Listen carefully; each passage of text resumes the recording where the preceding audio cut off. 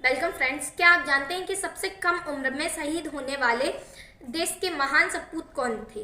तो उनका नाम था खुदीराम बोस। खुदीराम बोस का जन्म 3 दिसंबर 1889 में मिदनापुर बंगाल में हुआ था। बचपन में ही उनकी माता की मृत्यु हो जाने के कारण उन्होंने एक्सेप्ट कर लिया था कि उनकी अब माता जो है वो भारत माता है और उन्हें आज़ाद कराना ही उनका जीवन का एकमात्र लक्ष्य बन गया था।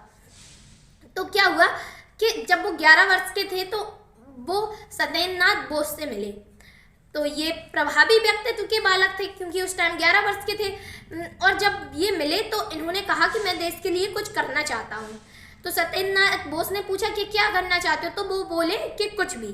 तो फिर उसके बाद सत्येंद्रनाथ बोस ने उन्हें अनुशीलन समिति में दाखिल करवा लिया। तो क्या हुआ कि एक बार उन्होंने डाकघर में डकैती डाली, उसके बाद कुल धन लूट लिया, लेकिन ये पकड़े गए। तो क्या हुआ कि अनुशीलन समिति के जो पुराने सदस्य थे उन्हें संदेह ये था कि कहीं अभी बालक ही तो हैं 11-12 वर्ष के, कहीं पुलिस की मार के डर से ये सब कुछ बता न दे। लेकिन उस साहसी बालक ने कुछ नहीं बताया और कुछ सजाओं के बाद उन्हें छोड़ दिया गया।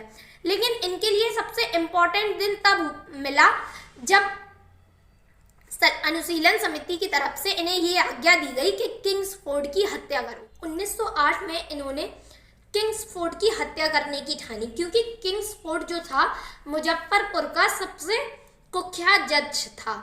यानी कि ये जो था भारतीयों को बहुत निर्दयी तरीके से सजाएं सुनाता था।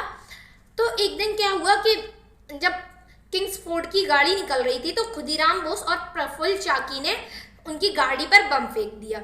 लेकिन वहाँ उस गाड़ी में किंग्सफोर्ड ना होकर उनकी पत्नी और उनकी पुत्री थी, जिससे उनकी मृत्यु हो गई। तो पुलिस ने उन्हें गिरफ्तार कर लिया और क्या हुआ कि 11 अगस्त 1908 को उन्हें फांसी दे दी गई। तो ये थे देश के महान सपूत खुदीराम बोस। Thank you.